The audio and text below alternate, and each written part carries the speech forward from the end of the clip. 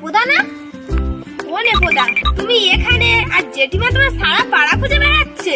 তুমি আকাশের দিকে তাকিয়ে কি দেখছো? তোমার হাঁসটার কি কোনো খোঁজ পেলে? যত সব গাধার দল, সেটাই তো খুঁজছি রে। সে কি, তুমি আকাশে হাঁস খুঁজছো? যে হাঁস ছিল পকেটে সে উড়ে গেল রকেটে, যে হাঁস চড়তো জলে সে চলে গেল মেঘেদের দলে। সে কি, হাঁস কিভাবে আকাশে? হ্যাঁ নেপোদা, বলো না, হাঁস কি করে আকাশে উড়তে পারে? ওরে মূর্খের দল, করে শুধু গন্ডগোল, এটাও জানিস না? না, বুঝলাম না। ছিল জলে, উড়ে গেল আকাশে। খুলে বলো তো কি ব্যাপার? দেখ তোর কি সব গাধার দল।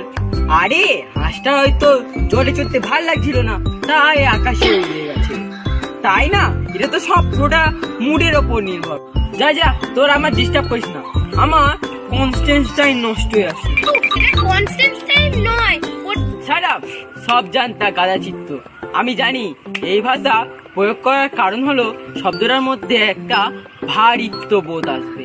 যা, আমার আর বকাস না, আমায় এবার হাঁসটা খুঁজতে দে তো।